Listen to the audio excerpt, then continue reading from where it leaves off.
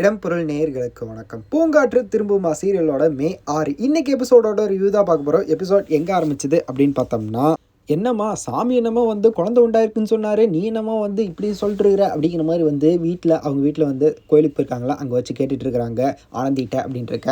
ஆனந்திக்கு தான் தெரியும் அந்த உண்மை என்னன்ட்டு. அந்த குழந்தை உருவாகி அந்த கரு கலைஞ்சிருச்சு. காரணம் என்ன அப்படிங்கிறது யோசிக்கவே தேவையில்லை, அவன் தான்.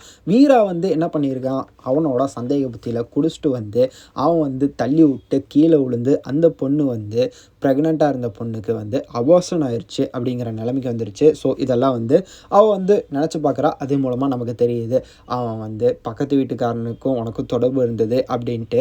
அப்படி தான் உருவாயிருக்கும் அப்படிங்கிற மாதிரிலாம் தப்பாக பேசி வழக்கம் போல் அவனோட கேரக்டரே அப்படி தான் அப்படின்ட்டு இருக்க. ஸோ அவன் இந்த மாதிரிலாம் பேசிகிட்டு இருக்க. ஸோ அந்த குழந்தை கரு கலைஞ்சிருச்சு. டாக்டர்கிட்ட போயிட்டு அவள் இந்த மாதிரி அபார்ட் ஆயிடுச்சு அப்படிமா சொல்ல, அவன் அவனுக்கு கால் பண்ணி சொல்கிறாரு. அப்போ அவன் சொல்கிறான், ஹே என் வீட்டு குழந்தையாக இருந்தால் தங்கியிருக்கும், யாரோ ஒருத்தனுக்கு பெற்ற குழந்தை தானே, உருவான குழந்தை தானே, அதனால தான் தங்காமல் போயிடுச்சு அப்படின்ட்டு ரொம்ப அசிங்கமாக பேசுகிறான்ட்டு இருக்கு. அதெல்லாம் நினச்சி பார்த்துட்டு இருக்கிறா.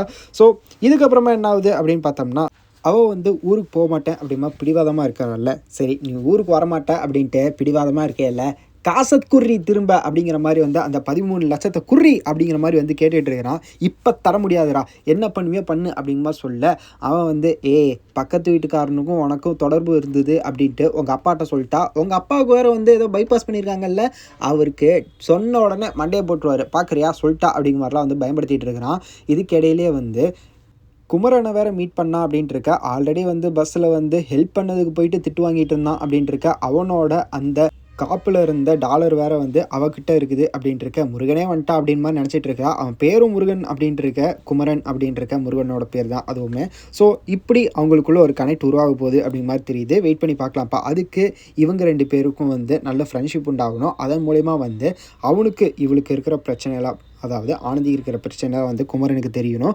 அப்படி தெரிஞ்சதுக்கப்புறமா அதில் ஹெல்ப் பண்ணணும். ஸோ இதுக்கப்புறம் தான் இந்த சீரியல் முடியும். இப்படி தான் ஜாயிண்ட் ஆகவும் முடியும் அப்படிங்கிற மாதிரி இருக்க.